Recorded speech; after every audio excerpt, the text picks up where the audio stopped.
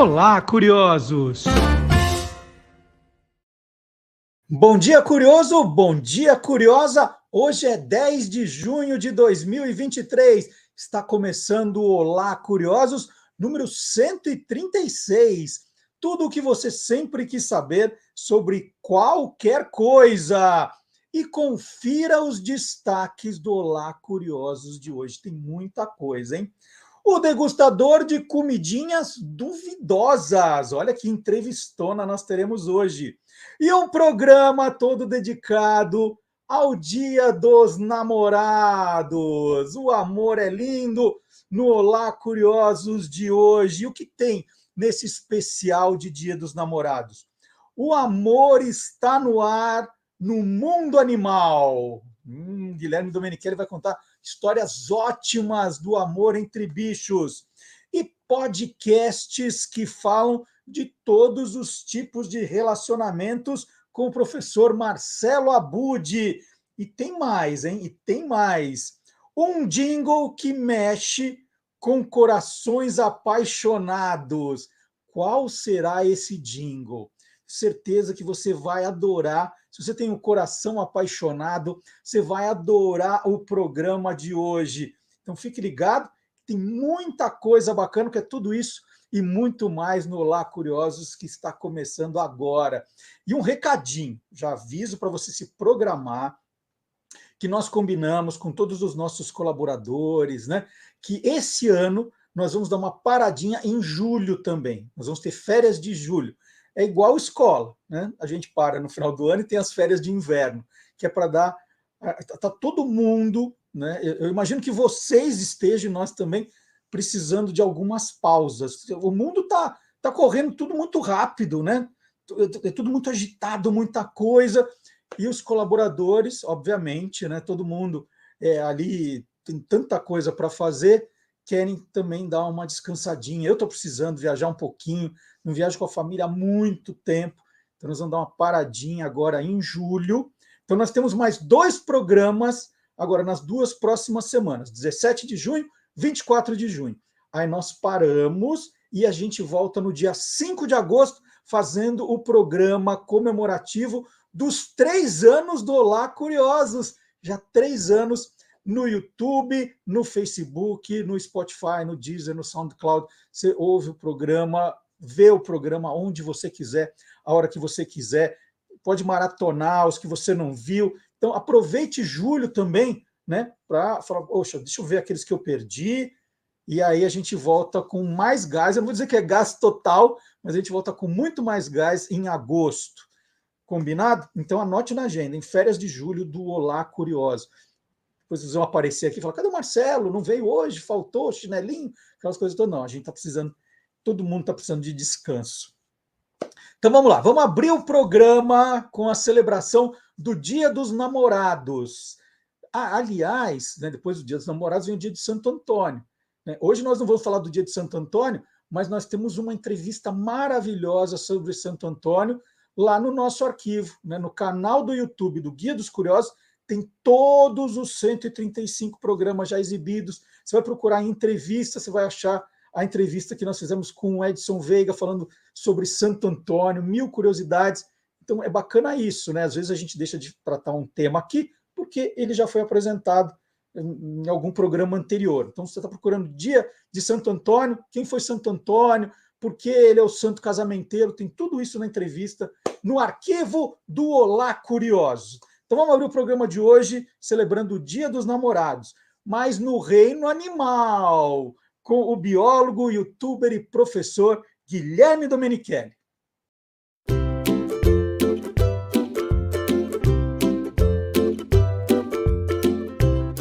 Soltando os bichos, com Guilherme Domenichelli. Bom dia, Guilherme! Bom dia, Marcelo, tudo bem? Tudo bem? Guilherme, Joia. agora, 12 de junho, é o Dia dos Namorados. Ninguém esqueça disso. Eu não estou falando isso para você lembrar de comprar o presente para a Raquel, não é isso. Que eu acho Também, que você ter comprado. É que eu queria conversar com você sobre essa questão do namoro no reino animal. Porque a gente tende a acreditar que os animais ali não tem muito parceiro fixo, não.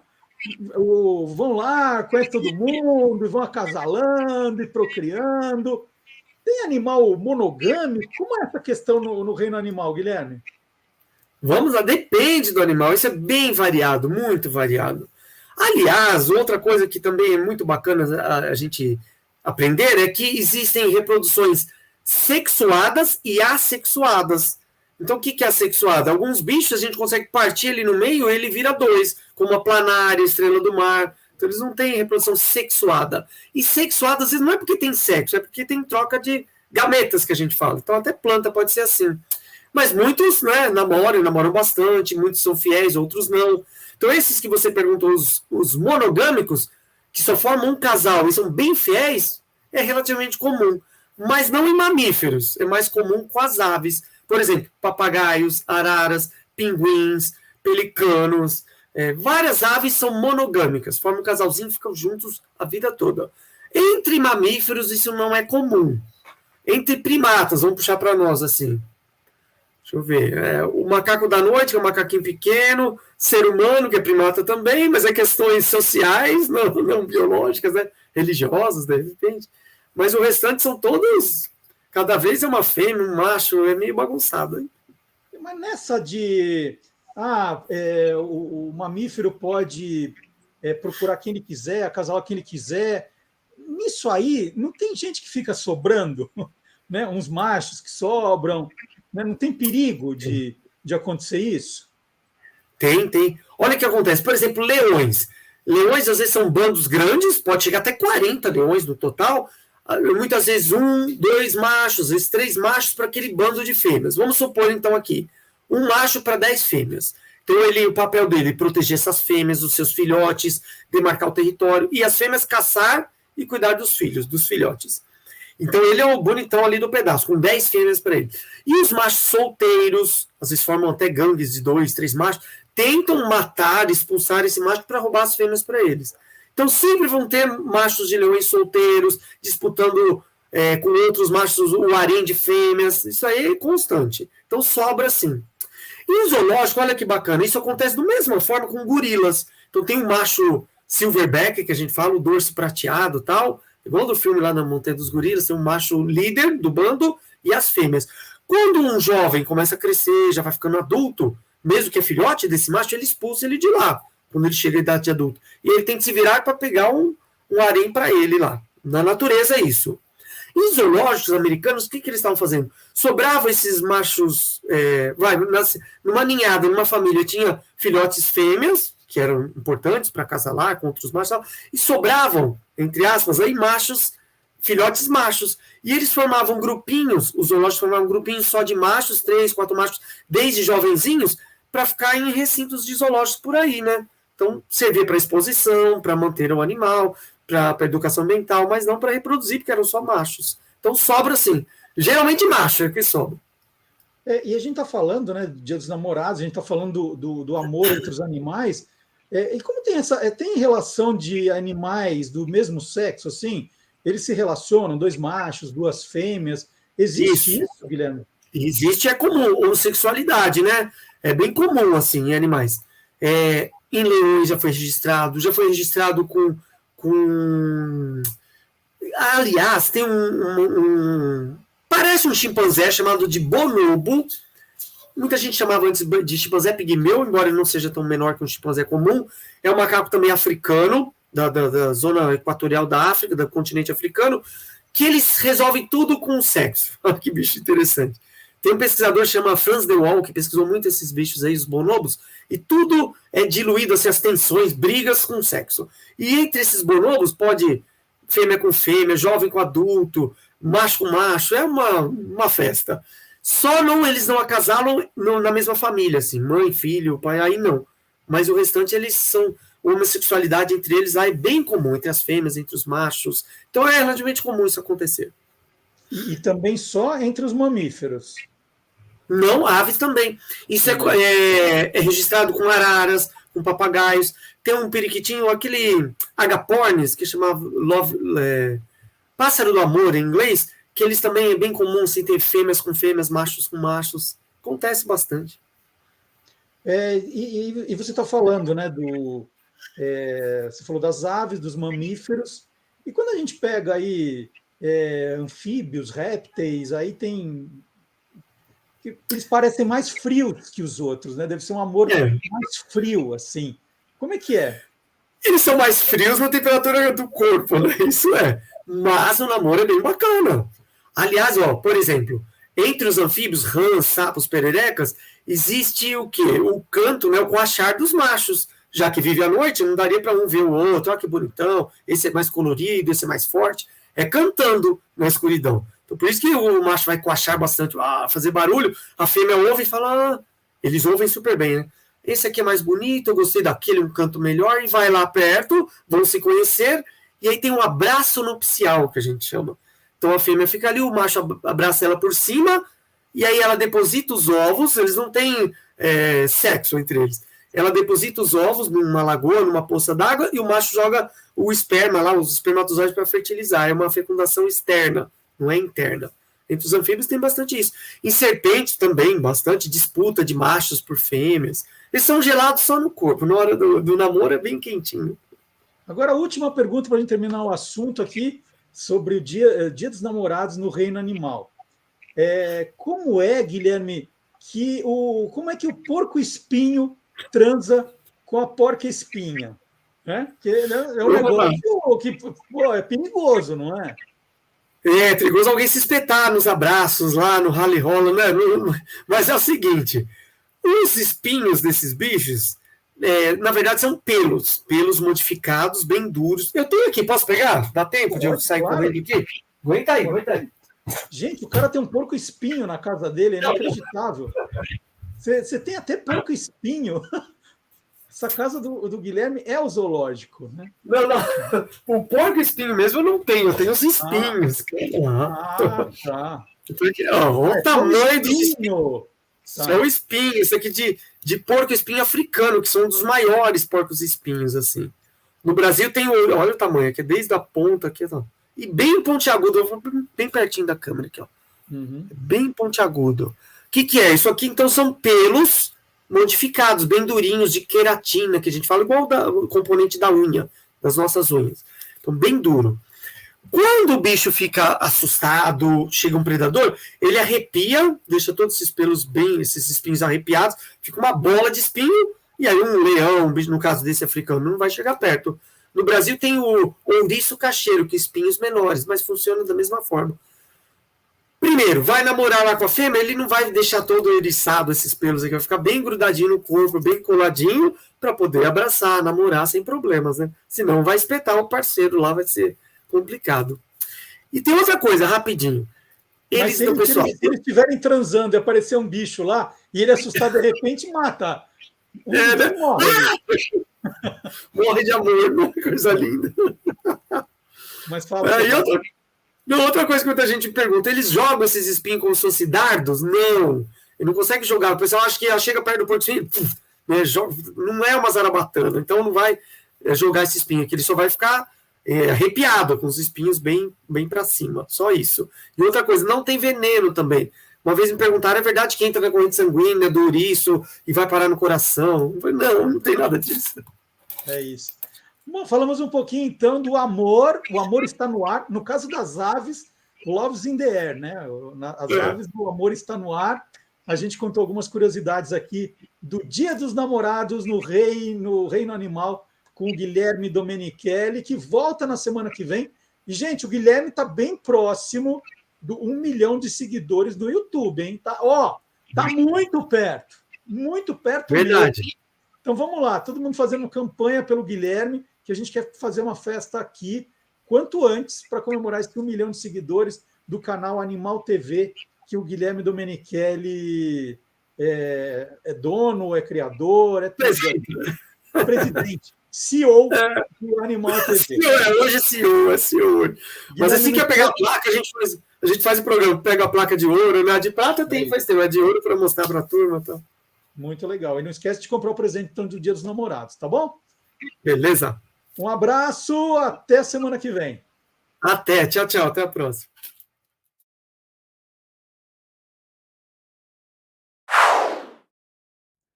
O gaúcho Brian Rizzo se auto-intitula sommelier de coisas duvidosas.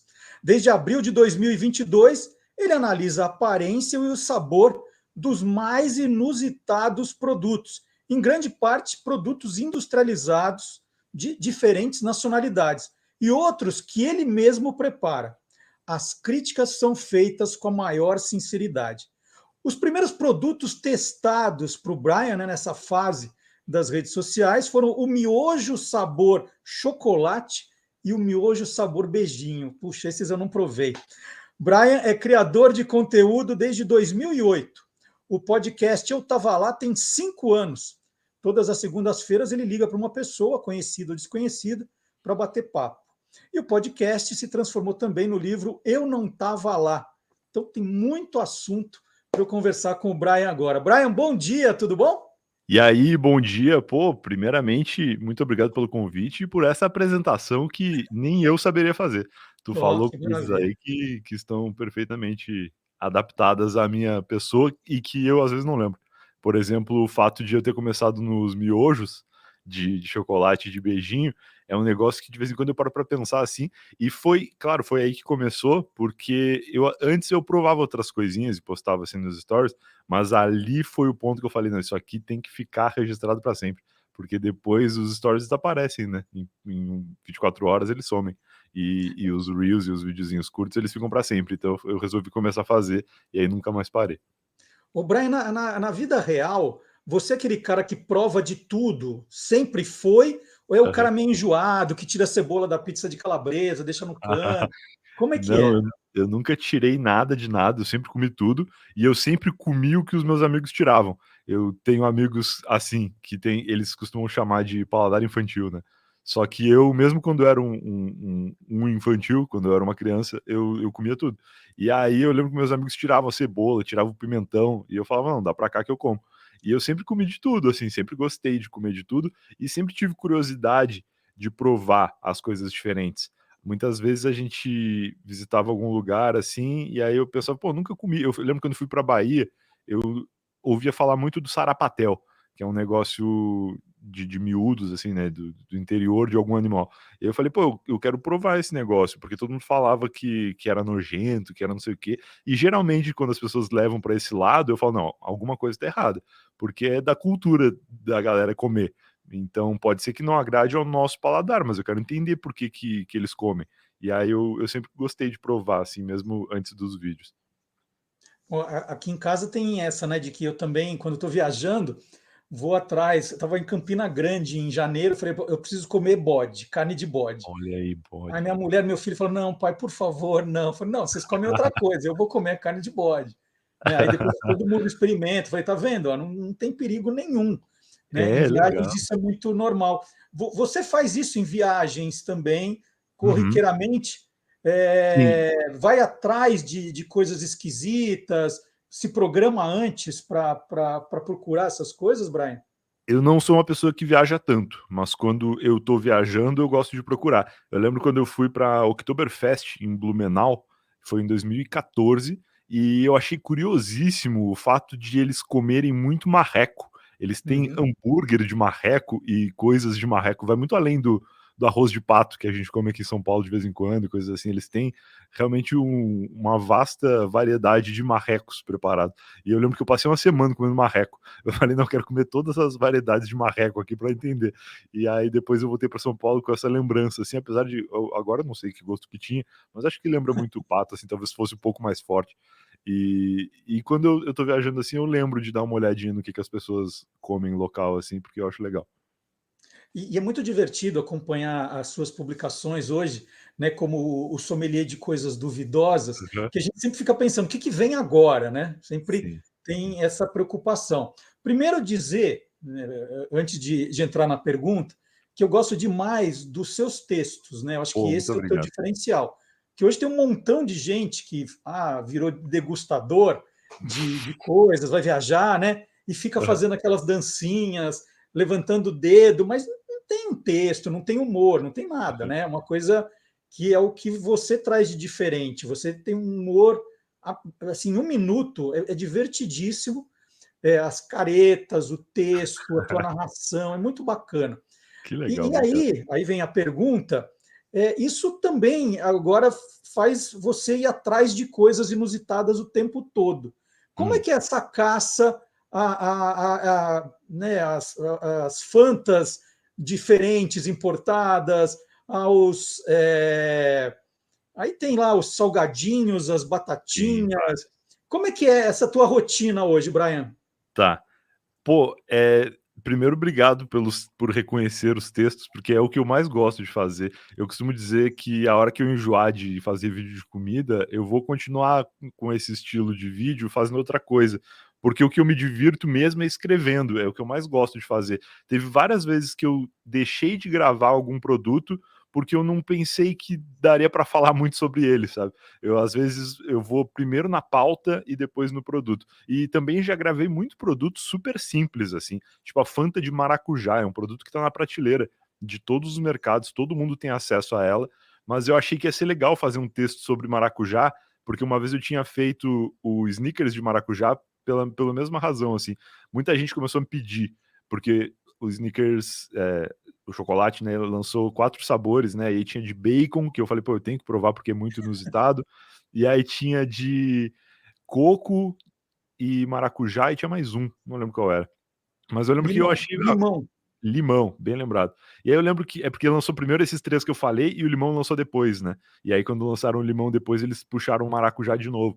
E aí eu lembro que eu falei: "Ah, o de bacon legal, quero fazer". Agora, os outros são muito simples, assim. Aí eu fiquei pensando textos que eu poderia fazer, fiz até uma brincadeira com o de coco, porque eu não tinha nada pra falar sobre Snickers de coco, parece um prestígio, né, na minha cabeça, assim, no fim nem parecia tanto, mas eu pensei: "Ah, deve ser chocolate de coco, tem aos montes por aí". E aí eu fiz uma brincadeira que o vídeo todo eu falo coco muitas vezes e na legenda fica aparecendo cocô, com circunflexo no "o". E aí no final do vídeo, eu quebro a expectativa de todo mundo reagindo como se eu ali que tô na frente da câmera comendo o Snickers de coco, tivesse percebido que a legenda estava errada, e aí eu peço para o editor corrigir e tirar o acento. E aí quando eu falo isso, a minha cadeira desaparece e eu caio no chão, porque como se o acento em questão fosse acento com C, né. E aí eu É. fiquei aliás, o acento com 2 S. E aí eu fiquei naquela de: "Ah, vou fazer essa brincadeira", e aí fiz o vídeo. E várias vezes eu faço o vídeo mais pela brincadeira do que pelo produto em si. Mas agora respondendo a tua pergunta sobre a caça das coisas, eu meio que não precisei me preocupar com isso ainda. Faz mais de 1 ano que eu tô fazendo esses vídeos, e eu moro na Aclimação, né, que é um bairro de colonização sul-coreana aqui em São Paulo, então tem muito mercadinho de importação. De vez em quando eu dou uma passada num mercadinho desses, assim, e é engraçado porque os donos dos mercados já me conhecem, e aí direto eles vêm conversar comigo na fila, na prateleira, assim, e entre as prateleiras, e aí eu sempre pergunto: "Pô, o que que tem de diferente, de legal e tal?". E aí eles me dão umas dicas. Mas eu gravo 2 vezes por mês só, porque, seria muito corrido gravar para publicar muito perto, né. Então eu costumo fazer sábado sim, sábado não, e aí no sábado sim, eu gravo 5 ou 6 vídeos. Eu pego 5, 6 produtos, deixo reservados, assim, alguns que eu estava mais inspirado, eu já escrevi alguma coisa sobre eles, outros eu deixo para escrever depois de saber o que eu achei. E aí, geralmente eu gravo sem o roteiro, ou mesmo quando existe o roteiro escrito, eu não tô com ele na minha frente, eu gravo lembrando mais ou menos, assim, o que que eu quero brincar. E aí depois, ao longo da semana, aí à noite, assim, eu paro um pouquinho para editar, e geralmente tudo fica pronto com bastante antecedência para eu não ter essa pressa e essa preocupação de ficar sem material. E eu também tenho alguns vídeos que estão gravados já há algum tempo, que ficam ali para uma emergência, que é para um momento que eu tenho que ficar, sei lá, 2 sábados sem gravar e corro risco de ficar sem vídeo, e aí eu posso usar algum desses materiais que eu chamo de pauta fria, né, que é produto que nunca ninguém pediu para eu provar, mas que em alguma dessas idas ao mercado eu vi e achei que ia ser legal fazer, e aí tá feito, e eu acho que quando eu postar as pessoas vão gostar, mas não tem pressa, então se eu postar hoje ou se eu postar em 2030, as pessoas vão achar legal igual.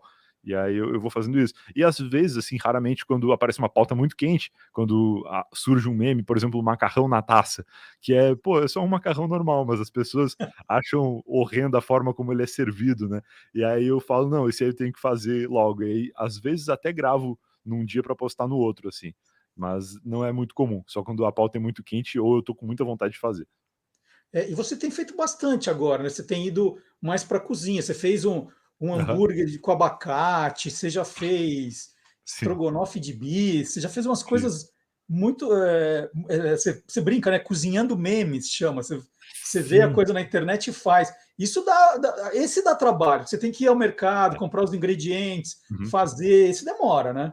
Esse dá um pouco mais de trabalho, assim. Os vídeos de produtos industrializados eu gravo em 3 minutos, assim, é o tempo de sentar na frente, eu sempre gravo antes aquele take zenital, né, que é a câmera de cima mostrando o produto, e aí depois eu faço a câmera da frente, onde eu faço a abertura do vídeo e depois o final do vídeo, né, que sou eu comendo. E isso é muito rápido. Quando tem que cozinhar, aí geralmente eu faço uma diária só de produto de cozinhar. Então, no dia, no sábado de gravação de produto industrializado, eu gravo um pouquinho mais. E aí, no dia de gravar produto que tem que cozinhar, eu faço 2 ou 3, porque dá mais trabalho mesmo, tem que ir para a cozinha gravar alguns takes. E aí, esses eu até gosto de escrever o roteiro primeiro, porque geralmente não tem muita surpresa. Então, eu deixo só o final do roteiro para escrever editando, né? Porque aí eu já sei o que eu achei. Mas eu escrevo e ordeno os takes antes, porque eu também sou diretor, então eu sei da importância de não pular nenhum take, porque já aconteceu de eu estar editando e aí perceber, putz, não gravei alguma coisa, e aí eu tenho que voltar lá e fingir que foi gravado junto, assim. Aham. Então, eu hoje ordeno esses takes, esses vídeos dão mais trabalho, mas também são muito legais, até por uma questão comercial, assim, para fazer publicidade nesses vídeos, muitas vezes o anunciante não é uma marca que está lançando um produto. Então eu preciso ter vídeos que não tem marcas envolvidas, né? E aí fazer uma receita é uma forma de eu poder anunciar, por exemplo, uma marca de roupa, porque a marca de roupa não vai querer anunciar no vídeo que eu tô comendo miojo. E aí tem essas preocupações. Então eu gosto de ter esses formatos limpos de outros anunciantes, outros possíveis anunciantes, né? Você recebe amigos vão viajar e já te trazem coisas, Sim. fãs já te mandam. Você já tem esse retorno, Brian? Tem. De fã eu não aceito. Eu aceito só de pessoas conhecidas, porque eu não consigo gravar tudo que as pessoas gostariam de me mandar. Todo dia tem alguém dizendo: "Pô, quero te mandar tal coisa daqui". E no começo eu até aceitei, só que eu comecei a decepcionar muitas pessoas, porque eu não dou conta de gravar tudo que as pessoas querem mandar, e acho que não daria conta nem de receber e armazenar, assim. Eu moro num prédio, né, e a portaria recebe as coisas para mim quando eu não tô em casa. E se eu aceitasse tudo que querem me mandar, eu não ia dar conta, assim. Então eu recebo só de amigos e de pessoas que eu sei que não vão se chatear se eu não gravar, sabe?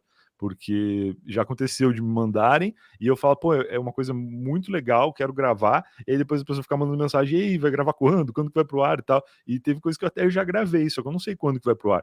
Então pode ser que vá daqui a um ano, não sei, mas uma hora vai, assim.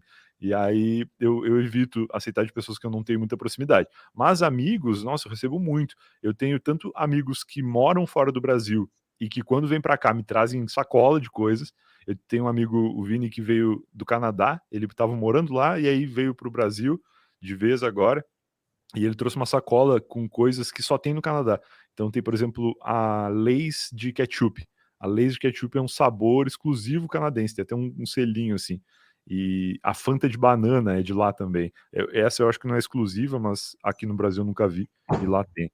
E a Fanta virou meio que uma obsessão, assim. Eu falei, não, eu quero provar todos os sabores de Fanta, porque eu comecei a descobrir muitas. E aí eu tenho um amigo que mora no Japão, que ele não vem, mas quando alguém da família dele tá vindo, ele pede pra trazer. E aí ele me conseguiu a Fanta de pera, que é uma Fanta Premium, que vem numa garrafinha diferente, com rótulo super eh, trabalhado, assim, dourado e tal. E aí eu falei, não, além dos sabores diferentes de Fanta, com frutas diferentes, tem também categorias de Fanta. Agora eu preciso realmente desbravar mais esse universo, assim, porque é uma coisa muito nova para mim. Você falando aí, eu lembro de um monte de histórias, né, Brian, que eu comecei a fazer quando eu fazia esse programa na Rádio Bandeirantes, que era Você é Uhum, Curioso. A gente começou meio sem querer, eu e a Silvânia Alves, a brincar com essa coisa de degustação curiosa. E a gente que recebia massa. muita coisa, como você está contando. Aí os ouvintes que viajavam de férias, voltavam. A gente recebeu a Pepsi sabor pepino uma vez. Sensacional, me falam muito dela, nunca encontrei. E é muito louco, porque as pessoas adoravam esse quadro, e era no rádio, porque você está mostrando você ali, Aham, abrindo o pacote, provando, fazendo sim, careta, né? sim. A gente fazia tudo de verdade, né? A gente recebia o produto, ou comprava nessas lojinhas e provava. Só que as pessoas não estavam nos vendo, né? E essa era a magia do rádio, de brincar Incrível. justamente com isso. Não, o E rádio é aí, maravilhoso. E podia e até aí ser mentira, né, podia vocês não terem nenhum produto e as pessoas iam se divertir igual, sim, porque o rádio é isso, é maravilhoso. uma vez, inclusive, eu fui numa dessas lojas da Liberdade, de mercearias coreanas, chinesas, e tinha para vender aquelas patinhas de frango, sabe aquela, Sim, né, que ultimamente isso aqui virou também um produto caríssimo no Brasil, mas é. aquelas patinhas de frango meio com uma gelatina que eu não sei o que é. Aí eu falei, nossa, isso deve ser a coisa mais inusitada que a gente vai comer. Gente, eu passei tão mal naquela semana, mas Sério? assim, cara, eu achei que eu ia morrer, né? Passei Caraca. mal mesmo, né? Então tinha dessas assim, que às vezes a gente ousava demais. Agora, eu vou te contar uma historinha, mas só para te fazer uma pergunta no final da história.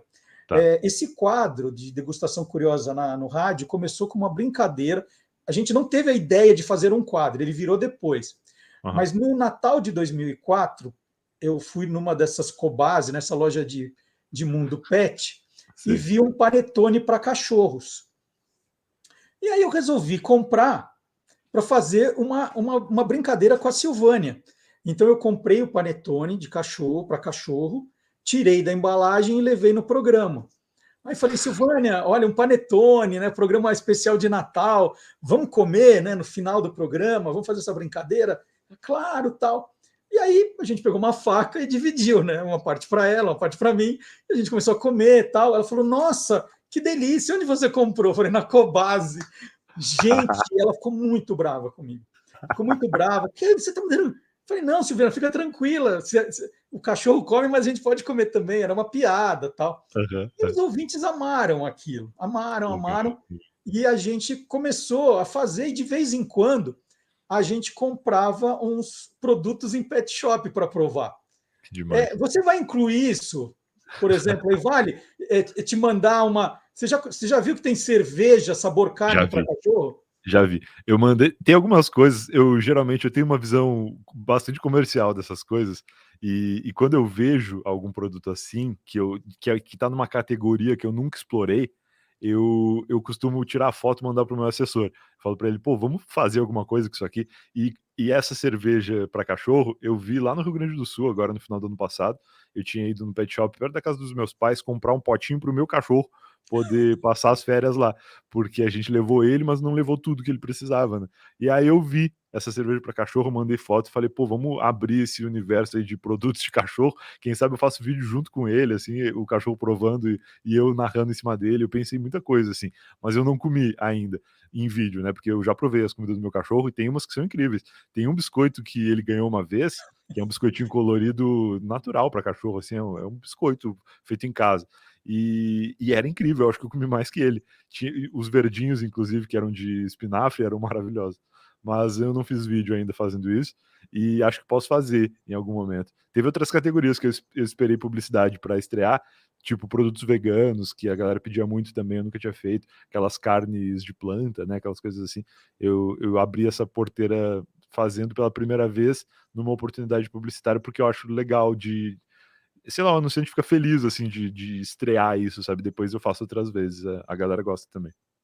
O que você comeu já de melhor, que você falou assim, gente, muito surpreendente, e de pior, surpreendente ao contrário, você falou, foi a pior experiência da minha vida, e foi, olha, não dava nada por aquilo, mas até que era bom, e Tá. comprou de novo depois para você comer fora das gravações. Tá.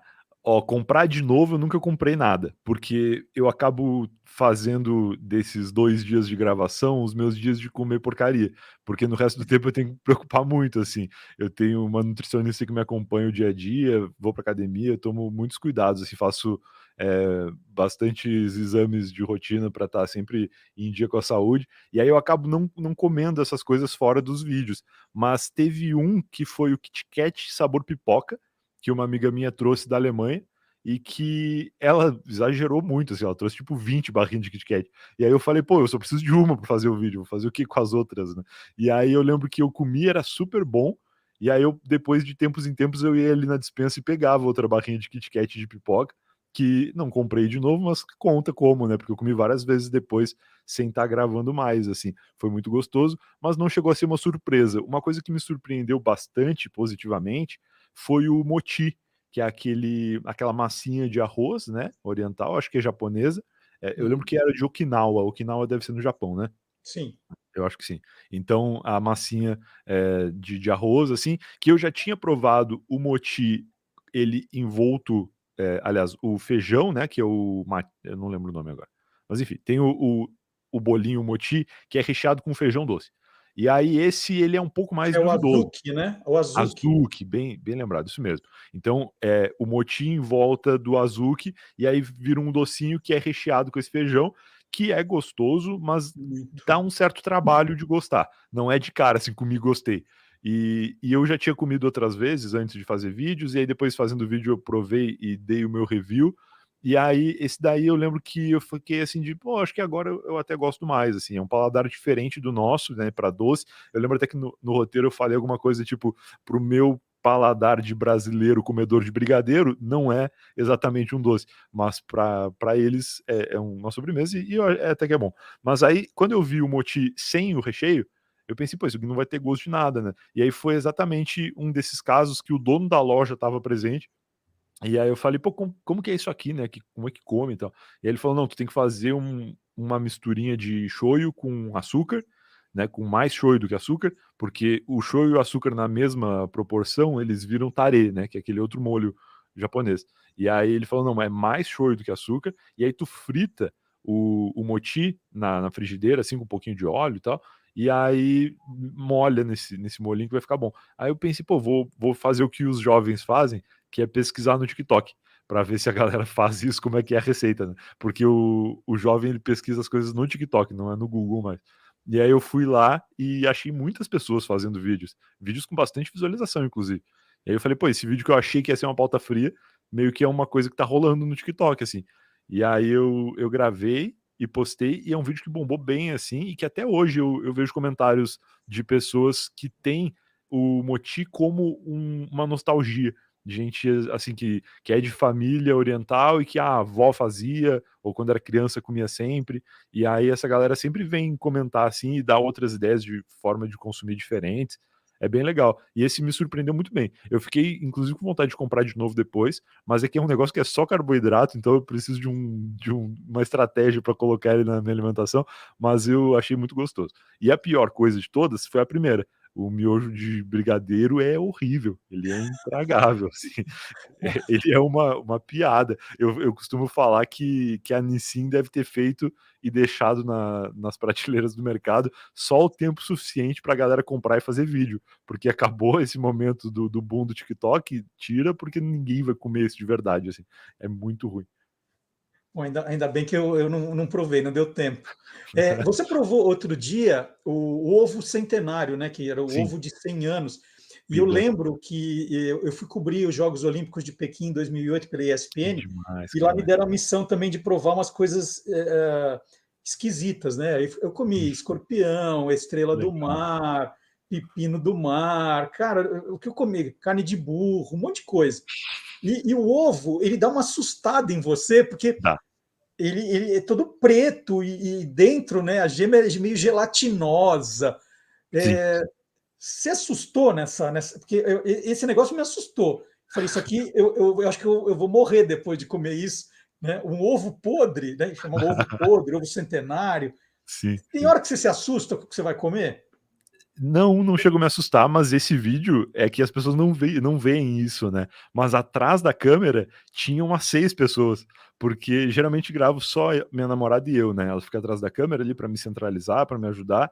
E nesse dia eu chamei o pessoal do Gohango, que é um perfil, um canal de YouTube também, um perfil de Instagram bastante famoso por fazer vídeos de culinária asiática, né? Então eu lembro que eu chamei eles para perguntar onde que comprava, porque era um negócio que eu tinha curiosidade e que muita gente me pedia. Só que eu nunca tinha aberto esse universo de comidas mais exóticas, assim.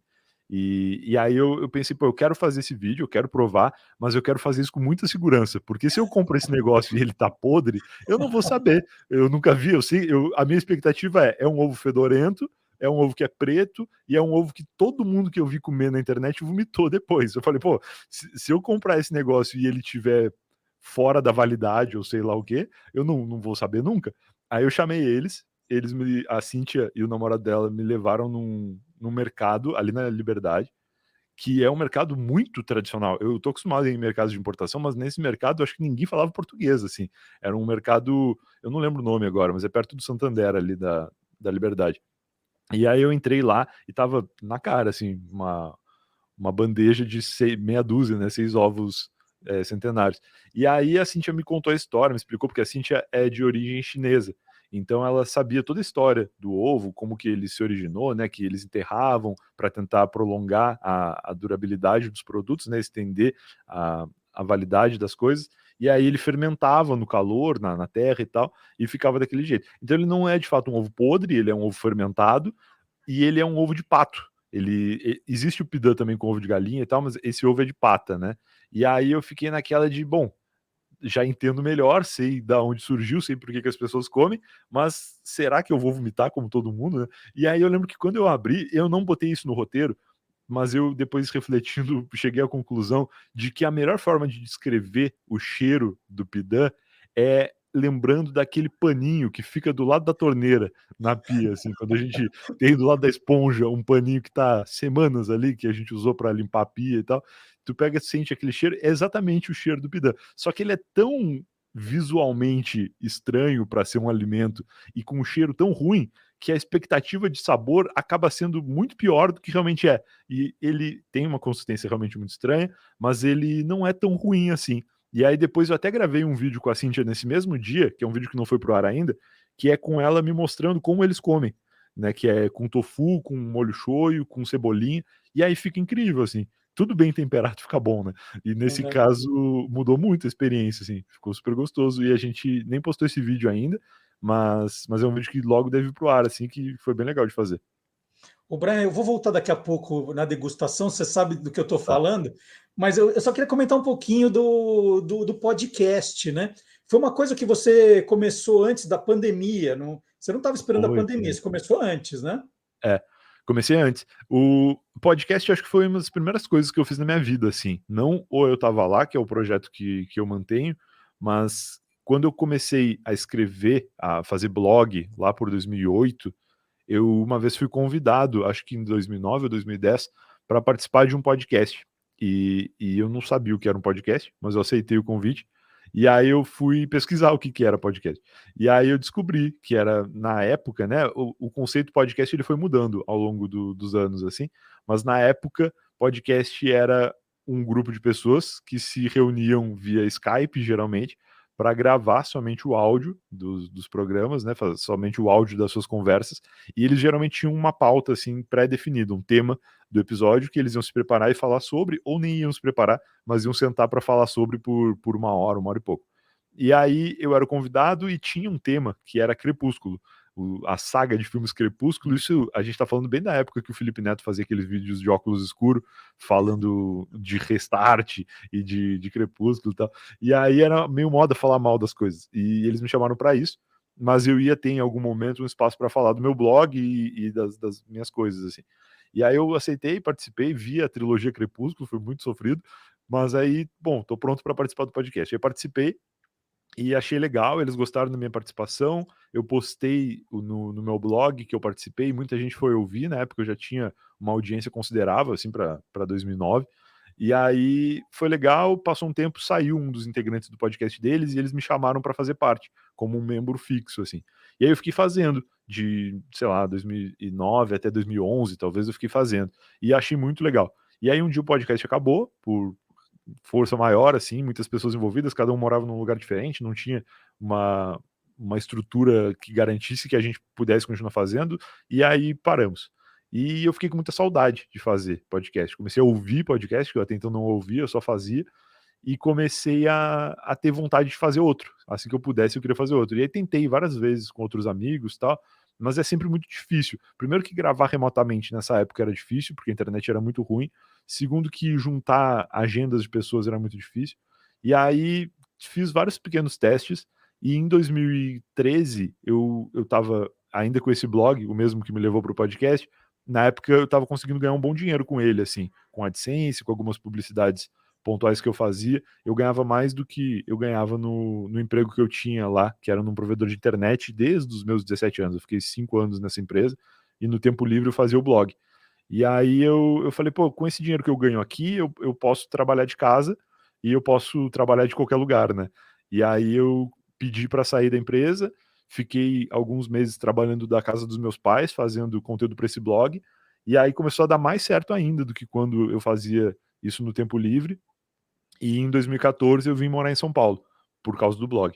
E aí em São Paulo eu comecei a ter uma visão diferente desse mercado. Em 2015 eu estava trabalhando no Não Salvo, que era um blog de humor. Ele chegou a ser o maior blog de humor da América Latina. Eu lembro que tinha essa informação, se saiu alguma revista isso. E aí eu trabalhava no Não Salvo e a gente fez um podcast, que foi o Não Ovo, que era uma brincadeira com o nome do Não Salvo, e o logo era um ovinho, assim, com fones de ouvido, eu acho. E a gente ficou fazendo podcast sempre, assim. Em 2015, o Não Ovo foi até 2019, eu acho. E eu nunca mais parei de fazer podcast. E aí, mais ou menos nessa época, enquanto o Não Ovo existia e outros podcasts que o Não Salvo fazia também, alguns com a minha participação, estavam rolando, eu quis criar um outro podcast que remontava um pouco o cenário que eu tinha lá em 2010, que era de gravar remotamente. Porque o Não Salvo tinha um problema, que hoje em dia não é mais um problema, porque podcast agora virou um pouco um negócio de levar pessoas para serem entrevistadas pessoalmente num estúdio, né? O Não Salvo não tinha essa mentalidade. A gente gravava ainda no formato antigo, que eram sempre os mesmos amigos falando de temas. E eu queria fazer um podcast com convidados, e eu não queria depender da agenda de ninguém, e eu agora podia tirar proveito da conexão de internet, que era muito melhor do que na época, lá quando eu comecei. Então, eu em casa mesmo comecei a fazer o Eu Tava Lá, que é muito inspirado num podcast português chamado Conta-me Tudo, que também tem esse formato de contar histórias. Só que o Conta-me Tudo, ele é num teatro, e o apresentador, o David Cristina, ele é um comediante que faz o stand-up dele e depois pede para pessoas da plateia, ou amigos, ou pessoas pré-selecionadas, subirem ao palco e contarem histórias.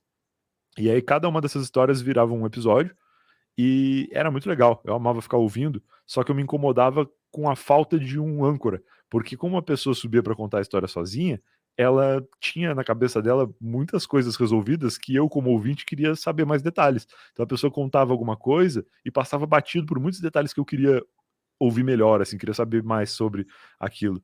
E como não tinha ninguém mediando a conversa, se perdia muitas dessas coisas. E aí eu falei, pô, eu vou criar um podcast assim, ouvindo histórias de pessoas, e quando eu tiver alguma dúvida eu vou perguntar, porque o podcast é meu, eu posso fazer isso.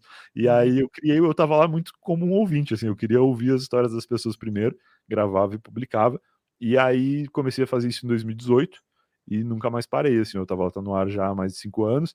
Em 2020, aí sim, na pandemia, eu resolvi escrever um livro, porque eu já tinha ouvido muitas histórias e eu queria documentar isso de um jeito diferente, assim. E aí eu fiz esse livro junto com a Gabi, que foi uma jornalista que eu conheci por causa do livro, inclusive.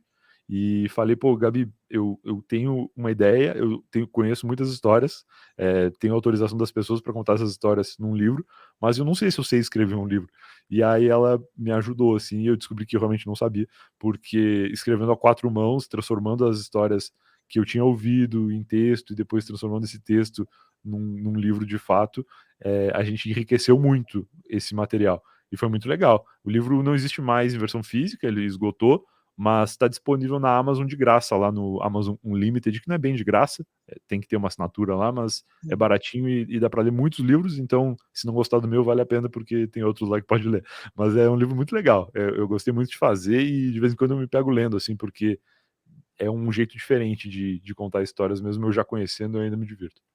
Brian, só uma dúvida, esse blog que você diz que permeia grande parte da história, tinha um tema específico ou era de assuntos gerais? Não tinha. Na época, quando eu comecei, lá em 2008, blogs eram uma forma de fazer curadoria de conteúdo, né? Então, eu sempre fiz esse blog me comunicando da maneira como eu gosto, que é com bom humor, né? Eu nunca me considerei um comediante ou um humorista, mas eu sempre gostei de me comunicar com bom humor. Então, o blog era coisas que eu via na internet. Na época, ali em 2008, ainda rolava muito corrente de e-mail, né? As pessoas mandavam listas de e-mail, assim, com vídeos eu acho que menos, porque não rodava direito, mas com muitas tirinhas, muitas imagens engraçadas, antes de serem conhecidas como memes, né?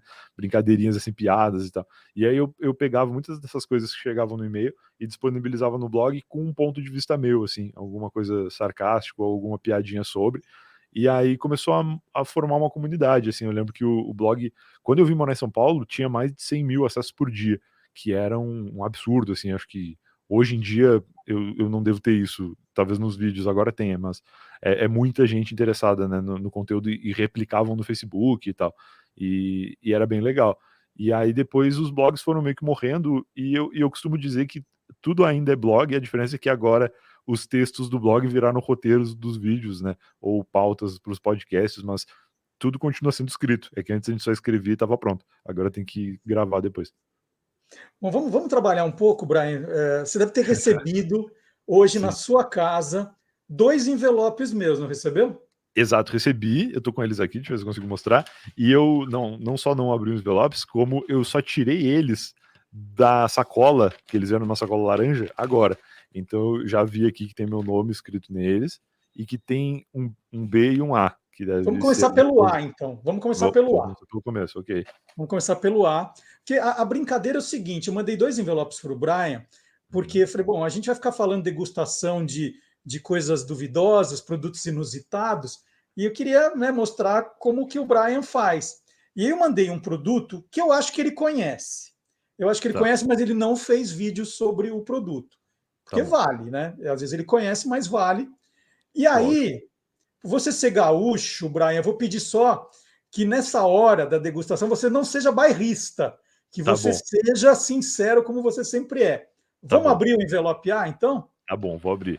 Vamos ver o envelope A, ele tá colado, nossa, agora que eu vi, eu achei que ele tava só fechado. Não, é top secret. Top secret mesmo. Eu até Beleza. brinquei ontem, quando Vou eu pedi o rasgar. endereço do Brian, eu falei, olha, mas não é para abrir antes, hein? Tem que ser É. a surpresa. Então ele se Não, prepara. e é surpresa total. Ó, vamos ver aqui. Olha lá. Nossa, pastelina. Eu acho que vai ficar. Conhece? Conheço, ficou preto aqui por causa do meu chroma aqui, ó. Mas é pastelina raiz, é um saquinho verde para quem. Ó, vou mostrar essa aqui, ó. Pronto, aí, ótimo. Pastelina, gente, é tipo o biscoito Globo dos gaúchos. Exato. Nossa, é uma ótima referência. Me pedem É, muito para fazer do biscoito Globo, já me pediram da pastelina também. E eu tenho uma história curiosa com pastelina, porque eu sou gaúcho, mas eu sou de Rio Grande.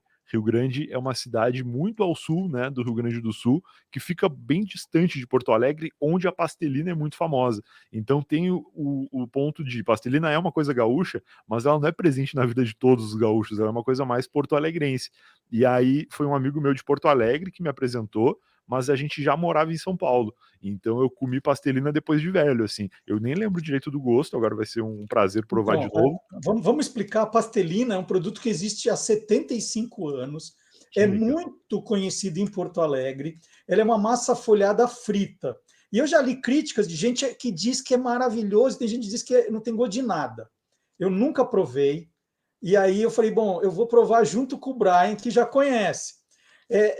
Essa fábrica da pastelina, ela só faz isso, é o único produto, Ótimo. né? É na rua Comendador Coruja, no bairro de Floresta. Eu não sei se esse personagem é o Comendador Coruja, que está aqui na embalagem. Eu não sei se é Poderia ele. ser, poderia ser. E tem uma notícia para você, Brian, que agora já tem pastelina de outros tipos. Tem integral, queijo, bacon.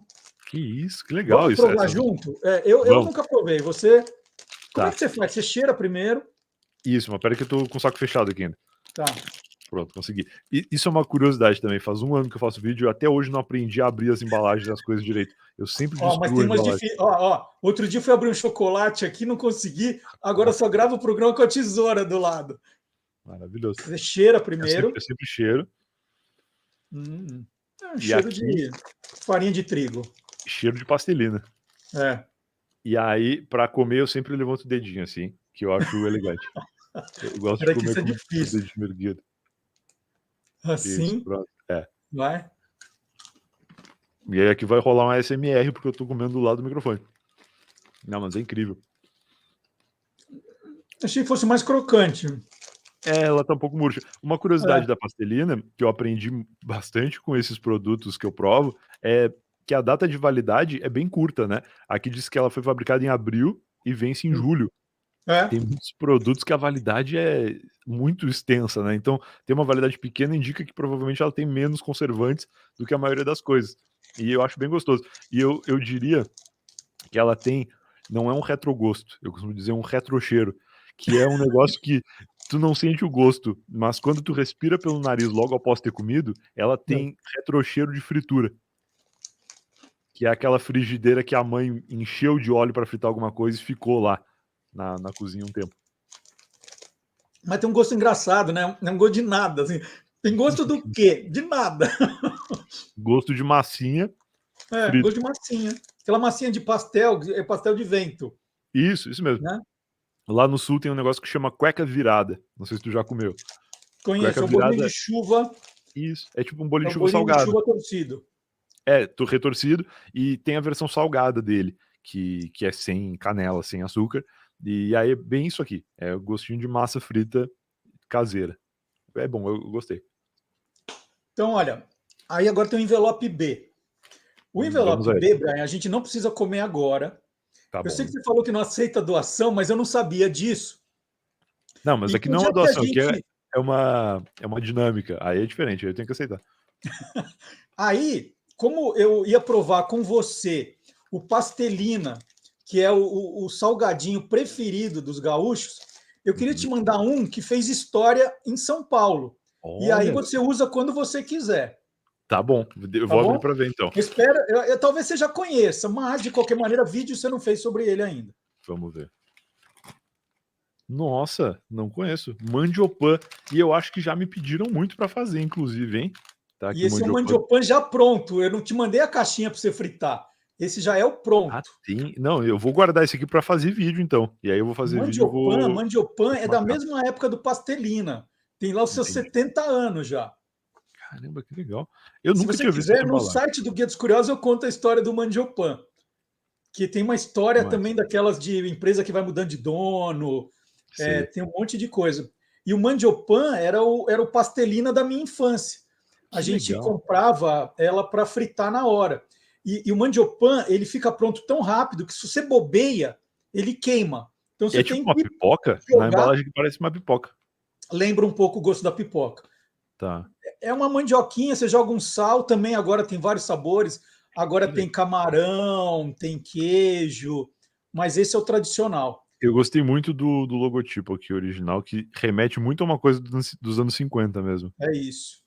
Que legal, Então, adorei. esse é seu. Não precisa provar agora, porque esse é o Tá. seu gosto.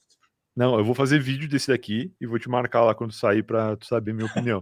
Mas, pô, fiquei feliz porque é um negócio que já me pediram, mas eu acho que eu nunca tinha ido pesquisar o que era, assim. Porque o nome não me é estranho, com certeza já falaram mais de uma vez na minha rede social, mas eu nunca tinha procurado, porque olhei a embalagem que não fazia ideia do que era. Tô curioso. Me lembra pipoca pelas imagens que tem aqui, mas não sei muito bem o que esperar. Vou provar depois e te conto. Maravilha. Brian, queria muito agradecer essa conversa.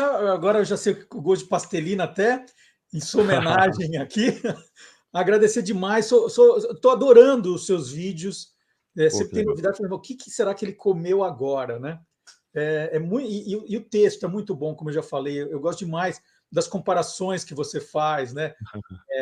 Fala assim, nossa, ele deve ter ficado pensando um monte de coisa e vai anotando no caderno para Sim. depois usar os Tem gostos, as piada que comparações. eu já pensei. Tem piada que eu já pensei e eu não sei em que vídeo eu vou usar. Aí eu penso, não, eu vou deixar essa piada guardada aqui, em algum momento eu vou botar ela no vídeo. E aí, às vezes, as pessoas se surpreendem, falam, tipo, nossa, como que ele pensou nisso? Às vezes eu já tinha pensado antes, eu só encaixei nisso. E aí é assim que eu me divirto. Mas, pô, fico feliz pelo teu elogio. Eu tinha comentado uma vez no teu perfil, porque muitas pessoas me marcam nas coisas que tu prova, E aí eu soube da história de que isso era feito no rádio, que isso faziam há muito tempo, e eu sou muito fã de rádio, né, cresci ouvindo rádio, inclusive quando eu lancei meu livro, quem escreveu a orelha do livro foi o Mr. P, que é um comunicador gaúcho muito importante, assim, que fazia programa de rádio na madrugada, né, fazia o Pijama Show por mais de 20 anos, e o Pijama Show voltou agora, então toda a minha juventude e adolescência eu ouvia o Mr. P, e quando eu comecei a fazer o podcast, gravei com ele, foi super legal, e aí eu pedi para ele escrever a orelha do livro, e ele não só fez isso, como usou belas palavras ali. Depois eu quero te mandar o livro, inclusive, eu tenho aqui algumas cópias seletas dele que não está mais à venda, mas eu gosto de mandar para algumas pessoas de vez em quando, vou querer te mandar, e já deixo aqui feito no ar o convite para tu participar do Eu Tava Lá também, porque eu sei que tu tem muita história legal para contar, e vai ser um prazer te receber por lá também, e eu gosto de convidar no ar, que é para não dar para recusar, que aí a pessoa Já fica está sem aceito. jeito. Já está aceito. Sensacional. Então, gente, é só seguir o Brian Rizzo, está aqui o nome dele, já está estampado aqui. O Brian é Diferente. BRAIANRIZZO. Isso aí. Brian Rizzo nas redes sociais. Sempre tem. São 3 vídeos por semana, é isso que você está colocando? 3 vídeos por semana, segunda, quarta e sexta-feira, sempre por volta das 9 da manhã. Eu nunca publico no mesmo minuto, porque eu gosto de ver as pessoas perguntando por que que nunca é 9h30. Então eu posto ali entre 9h31 e 9h39 a qualquer momento. Mas eu tô sempre postando de segunda, quarta e sexta, e é isso, assim, pô, obrigado pelo convite de novo. Muito legal participar aqui. Valeu, Brian. Então depois a gente combina, vou participar com o maior prazer do Eu Vamos, vai ser Tava Lá com demais. você. Um Vai grande ser abraço, demais. bom final de semana. Valeu, obrigadão, bom final de semana para todo mundo. Bom, deixa eu contar, né, depois desse papo com o Brian, contar um pouquinho mais da história da Pastelina. É importante contar a história. E todos os meus agradecimentos vão para o jornalista Leandro Staudet, que faz um trabalho bem bacana de resgate de curiosidades do Rio Grande do Sul. A Pastelina, e olha, eu falei sobre isso com amigos gaúchos e todos veem Pastelina e mexe com a memória afetiva deles, eles amam falar de Pastelina. A Pastelina nasceu em 1947, essa pesquisa é do Leandro Staudet. Ele nasceu em 1947 pelas mãos de Joaquim Augusto Pinto Alves, Gabriel Alves, Leonel Antônio Frari e Maria Rosa Moraes. Mas a empresa Produtos Alimentícios Pastelina só seria constituída mesmo em 1961. Não se guardou nenhum registro dessa época. Em 1992, a Pastelina foi comprada pelo empresário Augusto Nogueira, que é o dono até hoje. A pequena fábrica coloca no mercado 25 mil pacotinhos desse aqui de 100 gramas por mês. É o único produto da empresa, é a Pastelina. O Rio Grande do Sul consome quase toda essa produção. Agora começou a distribuição também em Santa Catarina, é recente. Eu encontrei essa no supermercado Zafari, que é um supermercado, é uma marca gaúcha que tem supermercados em São Paulo. Então a gente acha alguns produtinhos. Aí um dia eu falei, o que será que é essa Pastelina? Peguei, fui ler a história e aí me interessei. E quando eu mostro para um amigo gaúcho, ele fica louco, né?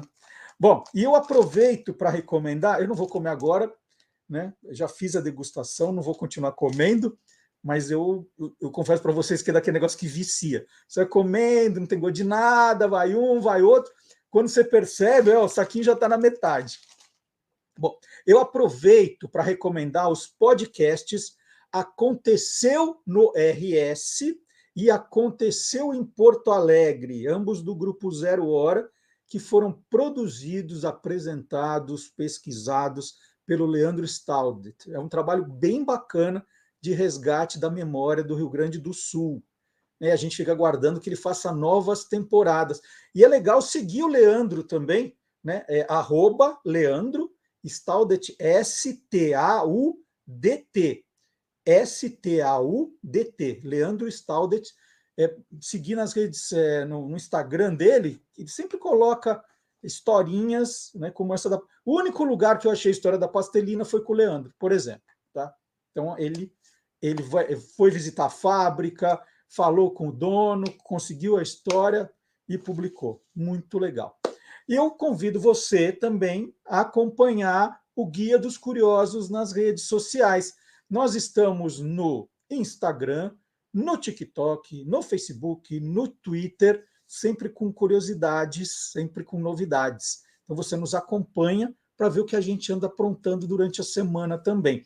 E eu sempre coloco vídeos, de 2 a 3 vídeos novos, aqueles vídeos de 1 minuto e 15, com uma curiosidade, direto ao assunto. E essa semana, essa aqui, o vídeo que bombou, que deu mais comentário, que as pessoas ficaram ali conversando e comentaram e pediram mais, foi um vídeo em que eu expliquei a origem da expressão "a cobra vai fumar". Né? Por quê? Quem inventou essa história de a cobra vai fumar? Tem uma origem sobre isso, tem uma história. Né? Na verdade, tem várias versões. E eu contei uma que, segundo pesquisadores, historiadores que eu conversei, seria a mais aceitável para a criação dessa expressão. Então, eu vou rodar o vídeo agora e você vai entender de onde veio esse "a cobra vai fumar". Vamos ver? A cobra fumando foi o símbolo da FEB, Força Expedicionária Brasileira, na Segunda Guerra Mundial. Mas por que uma cobra fumando? De onde veio essa ideia? O que se conta é que essa foi a forma jocosa que alguns críticos usaram para ironizar a entrada do Brasil no conflito. É mais fácil uma cobra fumar do que o Brasil mandar soldados para a guerra. Uma das versões diz que a expressão teria nascido de um bullying aplicado nos pracinhas. Todos os alistados passavam um período no quartel do Parque Dom Pedro II, em São Paulo. Ali ao lado, na Praça da Sé, havia um vendedor ambulante que usava uma cobra para chamar a atenção da clientela.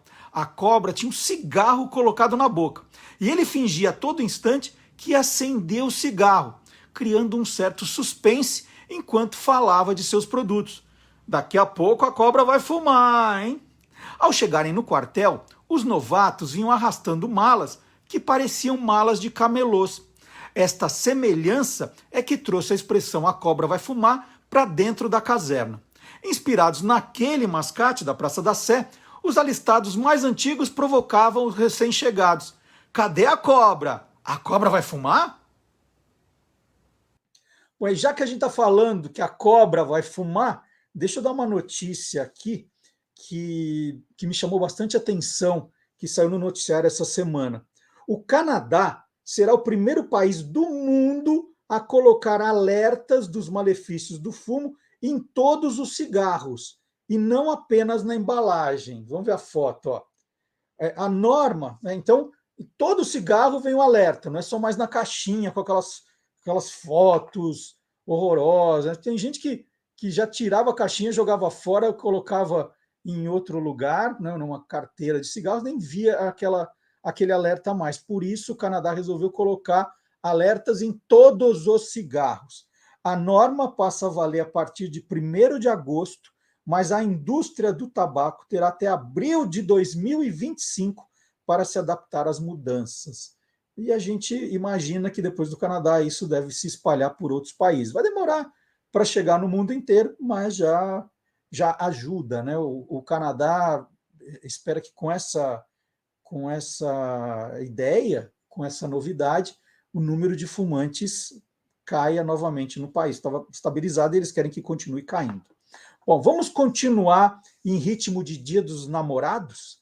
Então eu vou chamar o professor Fábio Dias, que é autor do livro Jingle é Alma do Negócio, publicado pela Panda Books, e ele vai contar agora, né, vai mostrar um jingle que eu tenho certeza que vai mexer com todos os corações apaixonados. Vamos chamar o professor Fábio Dias?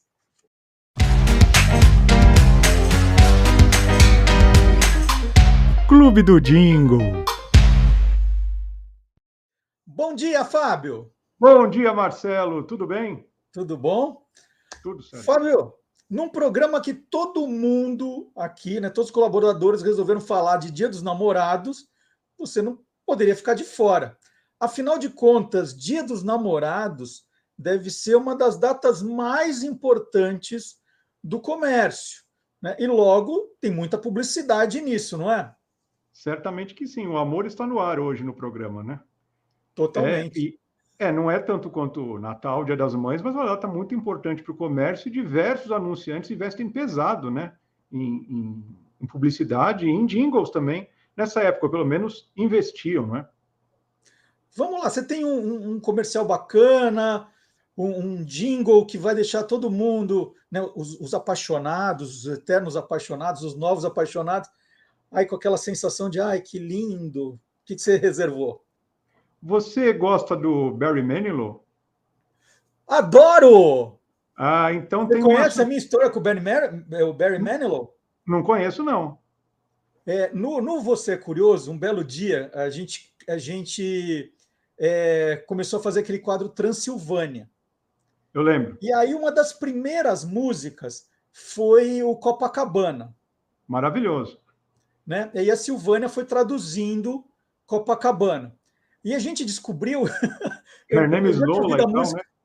A gente ouvia a música 1 milhão de vezes, mas tinha um monte de... Quando ela começou a traduzir, a gente viu que era a história de um assassinato e que ninguém sabe quem atirou. Aí a gente começou a tentar investigar quem era o assassino da música Copacabana. E eu cheguei a escrever para o Barry Manilow. Ele nunca respondeu, mas eu queria saber, né, que a história, Copacabana era o nome de uma boate em Nova York, não tem nada a ver com... Não, E a Lola era uma showgirl, né? Da boate e tal. Tinha a ver com Cuba. Eu não lembro agora da história toda. Mas se passava em Cuba, aí tem uma boate em Nova York que chama Copacabana. Eu sei que E aí eu fiquei com o Barry Manilow na cabeça. E aí eu estava indo naquele ano para Orlando, e aí eu falei assim, deixa eu ver show de quem está passando em Orlando. Barry Manilow, lá no estádio, no Orlando, não sei o nome, a casa do Orlando Magic. Aí cheguei aqui para todo mundo na família e falei assim, gente, nós vamos no show do Barry Manilow. Ninguém acreditou que era verdade. Aí fomos, eu, Maísa, a minha filha Beatriz e o Antônio. O Antônio pequenininho, a Beatriz também pequena, não é tão pequena, mas um adolescente. Imagina os dois assistindo Barry Manilow. Só hits dos anos 70, né? Por isso, eu queria te dizer que eu adoro o Barry Manilow. Você escolheu bem. Não, eu também acho muito legal. Gosto de Copacabana aí. Aliás, quando eu era criança, eu ouvia Copacabana, e aquelas coisas de criança de trocar. Eu não entendia Copacabana, achava que ele falava Capitão Caverna. Olha que loucura, bicho. Eu tinha 3, 4 anos, você imagina que doideira, né? Mas eu gostava muito. E uma outra música dessa mesma época que fez sucesso é a Mandy, que é uma música mais lenta, né? Uma música, né? E foi justamente essa música que foi escolhida para a campanha de Dia dos Namorados da rede de lojas Bunnies, em 1989. Só que é evidente que eles não iam usar a versão original do Barry Manilow, eles só licenciaram a música e uma versão foi feita, foi criada pelo Dennis Moses e pelo Ricardo Freire. E quem produziu foi o Nicola Lauleta lá na Ecos, que é um estúdio tradicionalíssimo de jingles de São Paulo. E assim, a música por si só já tem uma pegada romântica, né? Já é lenta e tal. E a versão que foi feita tinha mais a ver com assim, com o brasileiro. E isso serviu de moldura para quase que um videoclipe, que é uma história de amor assim que começa com um casal brigando, mas um cara de olho na menina que brigou com o casal. E durante todo o comercial tem várias situações em que ele quase se aproxima da menina e nunca dá certo. Até que no final os dois se cruzam assim numa escadaria e rola um clima. Mas assim, o que deu assim acho que um maior peso à música, porque inclusive pelo sucesso, a própria Ecos produzia, né, e distribuía nas lojas Bunnies uma fita cassete com essa música, porque todo mundo queria a música do comercial. Que, aliás, foi cantada pelo Alaor Coutinho. Lembra do Alaor Coutinho? Que, infelizmente, claro, nos deixou há pouco tempo. Ele é da banda Sunday, que tocava com o Hélio Costa Manso, não é isso? É da banda Sunday e tal. E fazia inúmeras imitações, era um cara de extremo talento, e é ele que está cantando essa versão. E quem era jovem, adolescente, ali na virada dos 80 para os 90, certamente se lembra desse comercial, porque muita gente eu converso, aquele comercial marcou e tal, e tinha esse toque romântico mesmo, né? Você lembra desse comercial? Lembro sim, e marcou de verdade. É um comercial muito bonito, né? Plasticamente bonito, as situações, você fica torcendo para eles se encontrarem, porque sempre bate na trave, né? Sim. Você tem os nomes dos atores que fizeram o comercial? Eu tinha uma vez levantado, inclusive a moça, uma modelo, acho que chegou a ter uma carreira até mais longa, né, como modelo, mas eu aqui não tenho, de verdade, Marcelo, não tenho aqui na mão para te falar. Mas era uma moça que ela ficou famosa, essa modelo foi famosa durante um tempo. Então, nós vamos tentar, ao longo do programa, tentar descobrir os nomes, e aí, se a gente descobrir, eu aviso no programa ainda hoje. Legal, tá? legal, Tá ótimo. combinado? Vamos Ótimo. tentar descobrir. Então, outro dia você tocou um bem legal da Bunnies aqui, que foi um momento de ódio do compositor.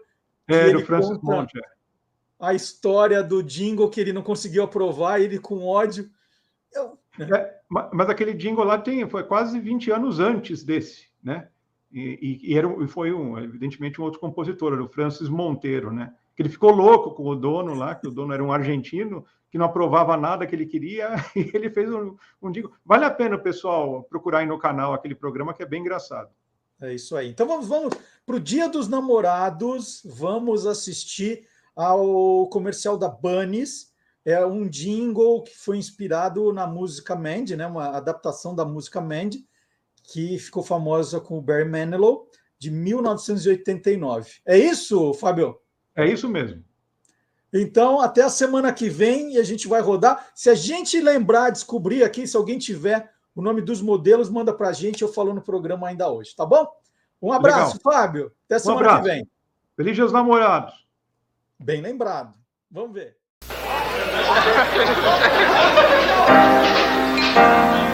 Eu me lembro de você, mesmo sem te conhecer. Posso te contar qual é o teu nome e até adivinhar o teu pensamento. E assim, é assim que tem que ser. Nem adianta se esconder. Está no teu olhar, no teu estilo. Pra que tentar mudar, se a gente foi feito pra gente se transar, se curtir do jeitinho que tem tudo a ver com a gente, se gostar e ficar bem juntinho. É assim que vai ser a gente. Bunnies, porque você é mais você.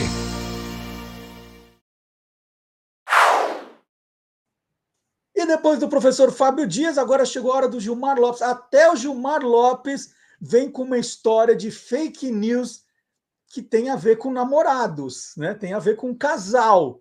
Olha só a que ponto chegamos. Vamos lá, Gilmar Lopes.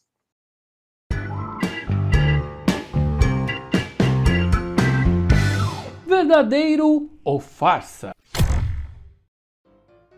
É verdade que o empresário Elon Musk apresentou a sua noiva robô? Pois é, essas fotos começaram a circular nas redes sociais há poucos dias e mostram o mega empresário Elon Musk dançando, beijando e se divertindo com uma robô com feições femininas.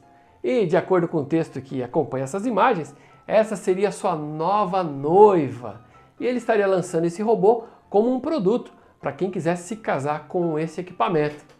É claro, né? Um montão de gente entrou em contato querendo saber, será que essa história é real, hein? Será que isso é verdadeiro ou farsa? É farsa! O Elon Musk lançou mesmo um robô para ser usado ali no dia a dia, mas não tem nada de noiva nisso não. No dia 16 de maio de 2023, o engenheiro sul-africano Daniel Marvin publicou lá no seu perfil do Twitter algumas fotos do empresário Elon Musk dançando ali com uma robô, com uma ginoide, que é um androide com feições femininas. E ele espalhou que o Elon Musk estava se casando com essa mulher aí, que na verdade é um robô, né? Mas tudo não passou de inteligência artificial. Pois é, o próprio Daniel Marvin disse lá no seu perfil que usou softwares de criação de inteligência artificial para gerar essas imagens, que elas não são reais. Mesmo assim, um monte de gente compartilhou como se fosse de verdade. O Daniel Marvin disse que criou as imagens se inspirando na notícia do lançamento do robô Optimus de uma das empresas do Elon Musk.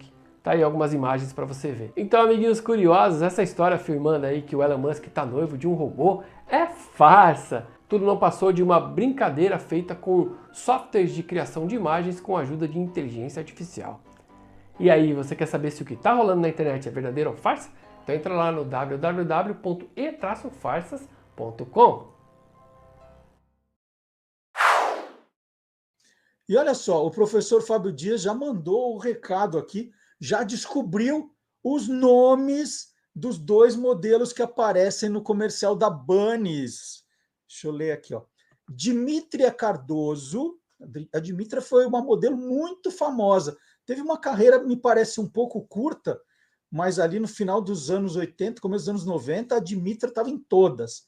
Então, ela é a Dmítria Cardoso. Estou vendo aqui que agora está atuando por trás das câmeras, né? Atuando em produtoras, agências de publicidade, agora numa função mais executiva.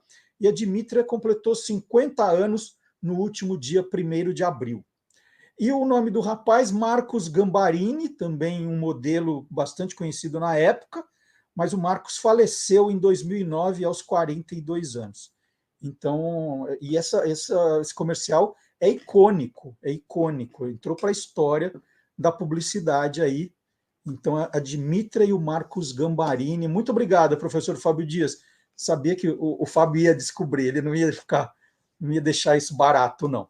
Deixa eu falar também que hoje, atenção quem está acompanhando o programa hoje, sábado 10 de junho, hoje, das 15 às 17 horas, eu estarei na Feira do Livro do Estádio do Pacaembu, que na verdade é na Praça Charles Miller, tem uma estrutura muito legal com tendas, são 144 editoras presentes, tem palco para debates, apresentações de autores.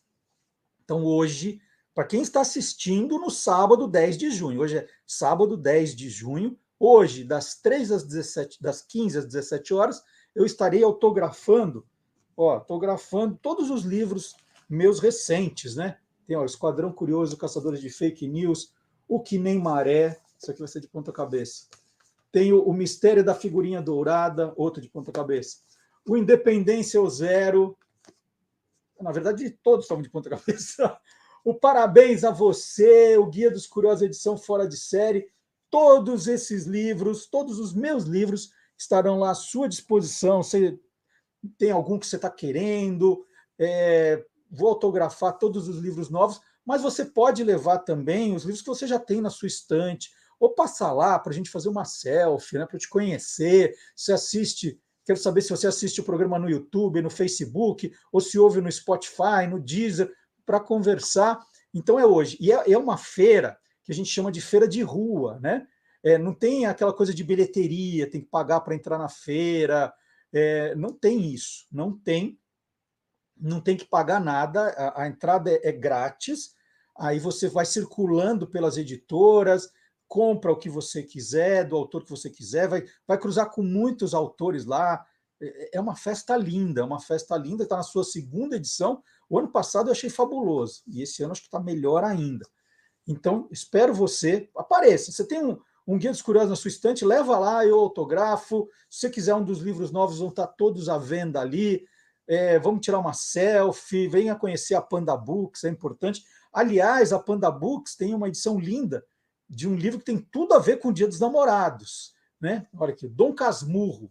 É uma edição lindíssima da coleção Clássicos da Língua Portuguesa, da Panda Books, porque é um livro diferente, que tem muita nota explicativa, muitos comentários da Fátima Mesquita, que eu vou mostrar melhor.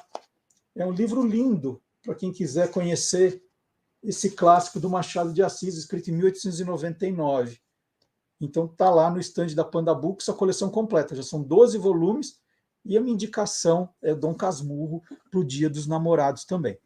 Se você está assistindo o programa no domingo, na segunda, na terça, na quarta, ufa, já passou.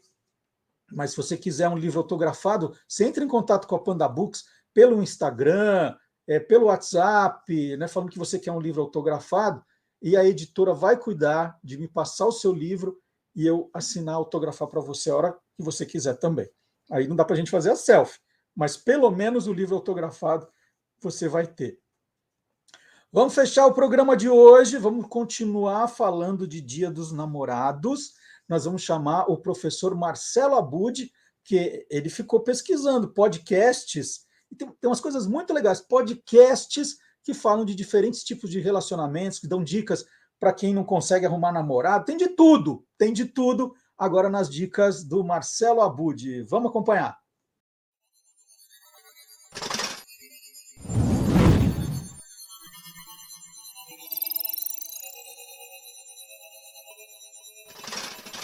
Hoje pode, com Marcelo Abud. Bom dia, Marcelo Abud! Bom dia, boa tarde, boa noite, madrugada, o horário que for, para você que é curiosa, curioso, e para você, Marcelo Duarte, que está sempre aqui também querendo saber essas novidades da podosfera, né? E eu que também sou curioso, eu entrei nesse bolo aí que você falou, todo mundo quer ser curioso, eu sou curioso. Sempre, né? E a gente tá fazendo um especial aqui no programa de hoje sobre o Dia dos Namorados, né? Segunda-feira, Dia dos Namorados, e a gente já está comemorando hoje, ou preparando todo mundo para a comemoração de segunda-feira. E eu queria dicas suas de podcasts que falam de amor, ou falam de namoro, de relacionamento, né? Eu queria boas dicas. Você Maravilha. as tem? Eu separei para todos os gostos, Marcelo Duarte. Eu separei 3 que são muito diferentes. Então, o primeiro deles é para alimentar a paixão, para alimentar aquele amor que talvez esteja adormecido. Antes de eu falar sobre esse primeiro podcast, eu quero saber se você, quando namorava, antes de casar, era aquele tipo de garoto romântico que fazia surpresas inusitadas. Por exemplo, você gravava fitas com músicas lentas, leituras de poesias, como se fosse um programa de rádio, Marcelo Duarte. Primeiro, eu queria só fazer um adendo à sua pergunta. Eu não namorava só antes de casar. Eu continuo Verdade. namorando a Maísa depois que eu casei também. Verdade. Então, nós estamos casados há 23 anos, mas somos namorados nesse tempo todo. E faz parte do nosso relacionamento essas pequenas surpresas.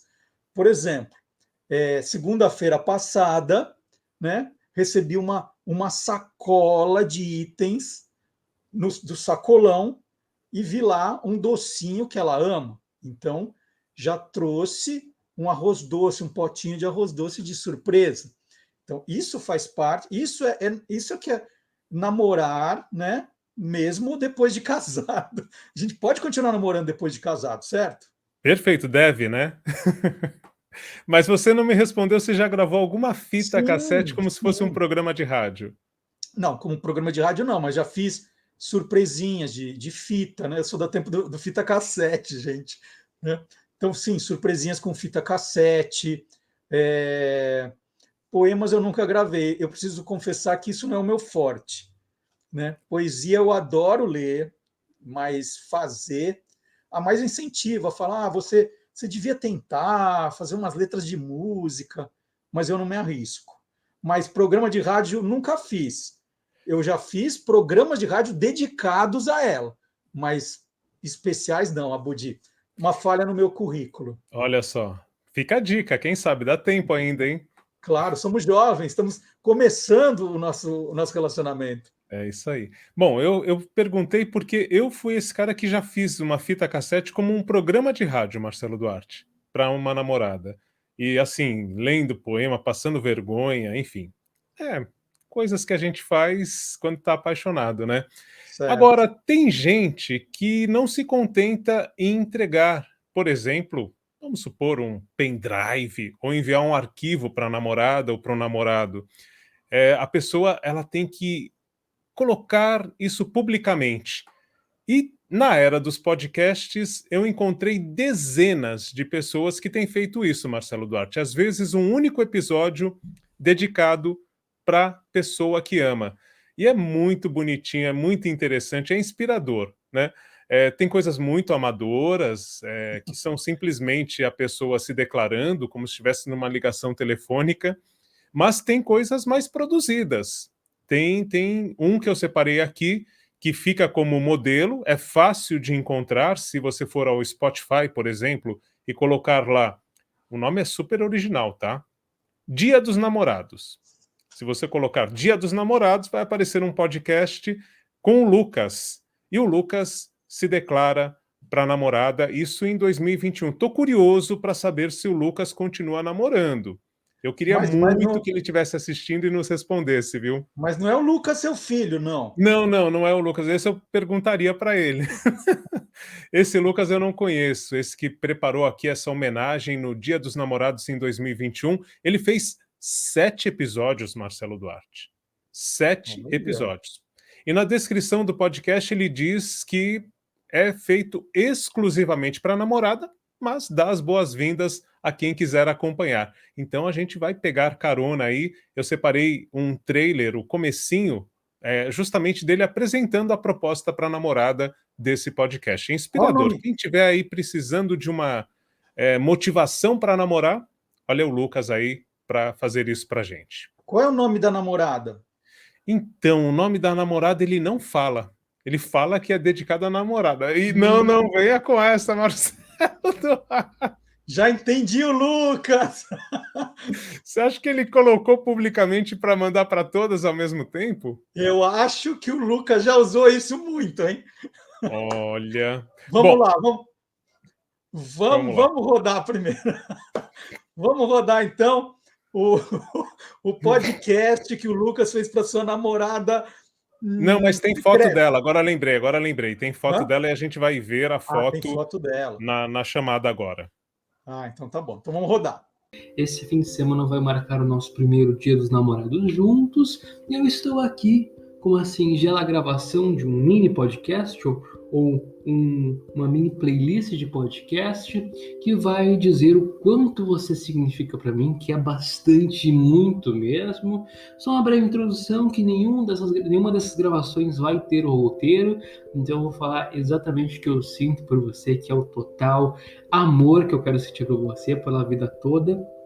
E, bom, só para esclarecer uma coisa, eu queria muito fazer uma playlist dos Dias dos Namorados, mas infelizmente não será possível, então eu te convido a fazê-la junto comigo amanhã, para a gente então passar esse Dia dos Namorados com a nossa trilha sonora, ou então usar a nossa playlist do coraçãozinho que a gente tem faz um tempinho já, né?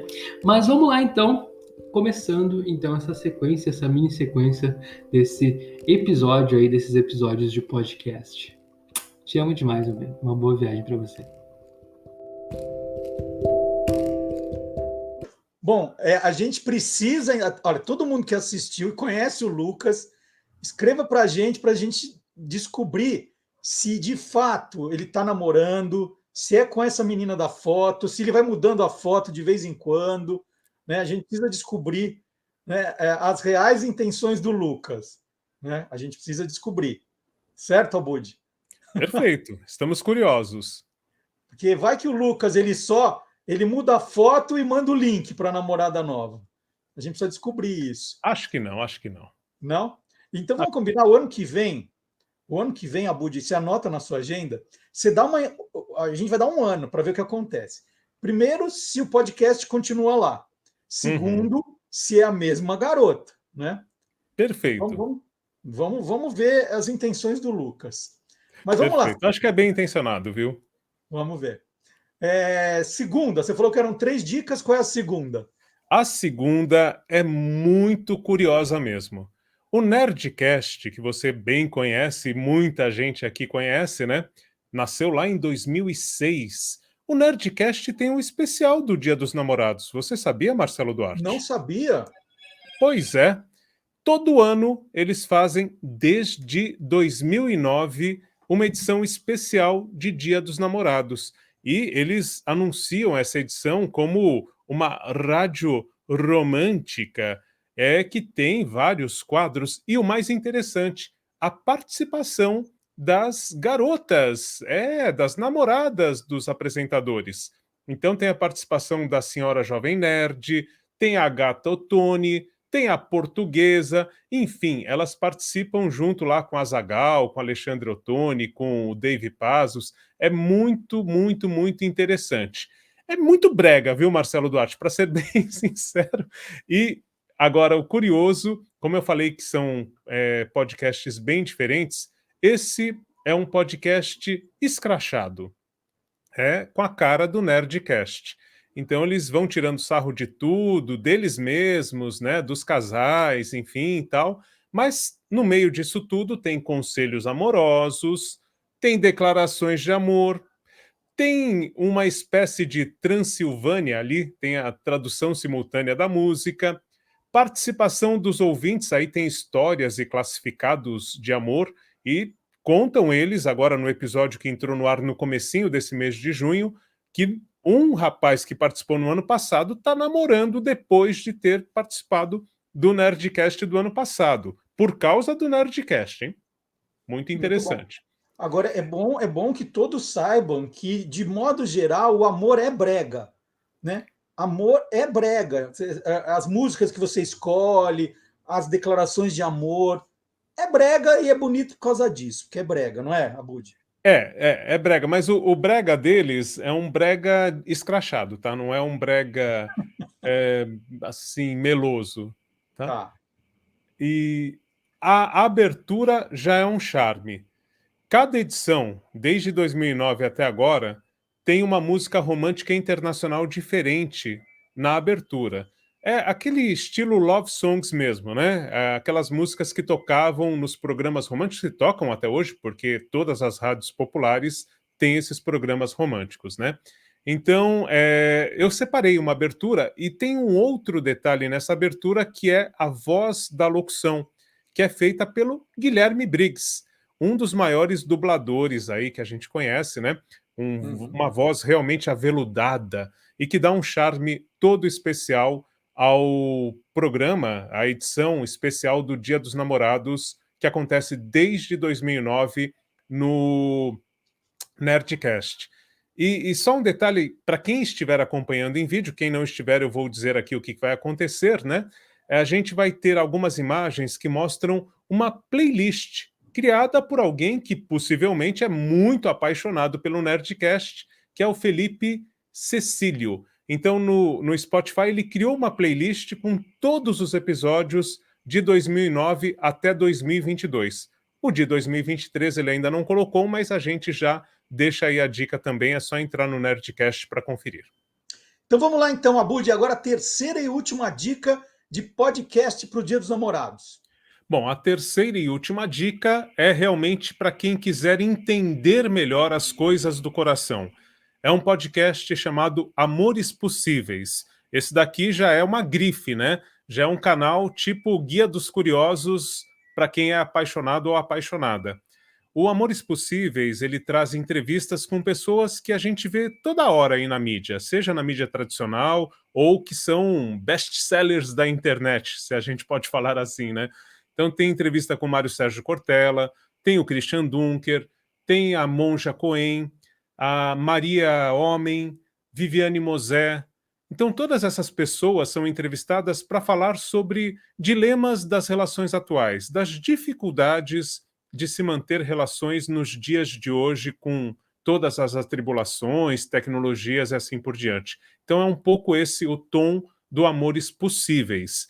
E tudo isso para apresentar caminhos, alternativas para que se construam envolvimentos amorosos. É um podcast bem sério e, ao mesmo tempo, lógico, descontraído no tom, tudo, mas o assunto é sério aqui.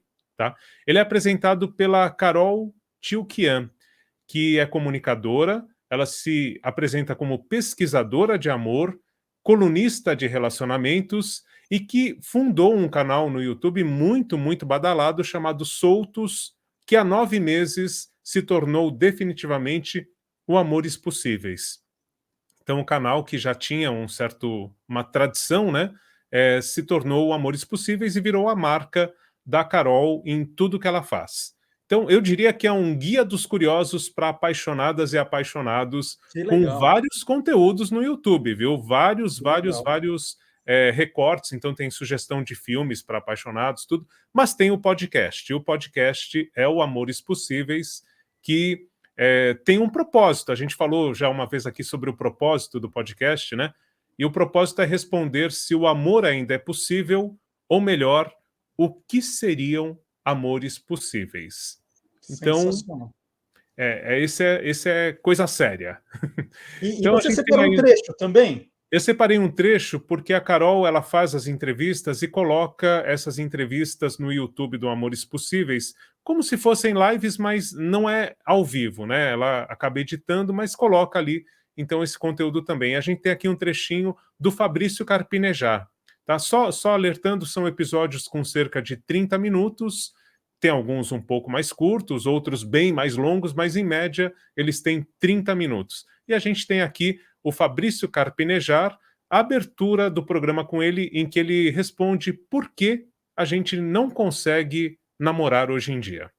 Soltos e soltas, bem-vindos. Hoje é com o coração transbordando de amor que eu trago aqui para o canal Fabrício Carpinejar, poeta, autor, cronista, jornalista, que inspira muitos de nós com palavras lindas. Nossa, eu sou fã, falei para ele antes da gente começar a gravar que eu sou muito fã, fico muito feliz da gente poder ter esse espaço para fazer o amor acontecer mesmo e reverberar. E hoje eu trouxe o Fabrício para a gente responder uma das perguntas que é trending topics no meu inbox e que eu imagino que no seu também, que é por que eu não arranjo um namorado ou uma namorada? Queria tanto e não está rolando. Então, Carpinejar, muito, muito, muito obrigada por estar aqui falando de amor e fazendo amor comigo.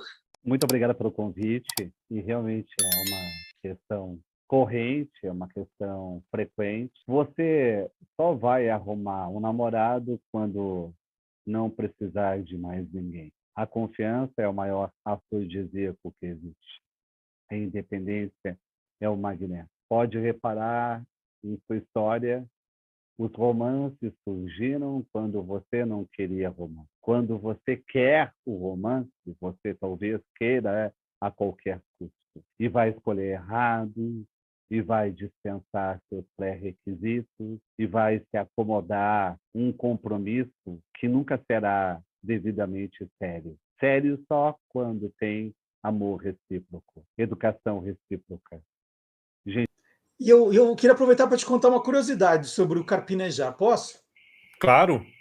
Bom, o Carpinejar faz o maior sucesso nas redes sociais por causa desses guardanapos digitais, que ele escreve umas mensagens lindas, todas que têm a ver também com amores, relacionamentos. Agora, a curiosidade é que ele é filho de 2 poetas. E aí eu acho essa curiosidade ótima, porque a gente pensa que Carpinejar é um sobrenome só, né? Mas ele é filho da poeta Maria Carpe e do poeta Carlos Nejar. O nome dele de verdade é Fabrício Carpe Nejar. E depois ele começou a usar tudo junto, o Carpinejar. Eu acho que essa... Sim. E ele conta isso, inclusive, num livro infantil, que foi a forma que ele encontrou para juntar o pai e a mãe que são separados. Então ele poeticamente juntou no sobrenome, né? É realmente muito bonito. História bem bacana. Eu, como pai separado, uma vez li um livro do Carpinejar na livraria com meu filho e foi bastante importante, é emocionante. Ele é um autor maravilhoso, tenho vários livros dele aqui, adoro. Conheci o Carpinejar nos tempos do Loucos por Futebol, ele foi participar de um programa, é um cara fabuloso. Bom, demos as 3 dicas, então, nosso especial do Dia dos Namorados foi feito. É isso, Abudi? É isso. Se você quiser, eu termino aqui com a apresentação da Carol sobre o podcast dela para a gente ficar com a paixão no ar.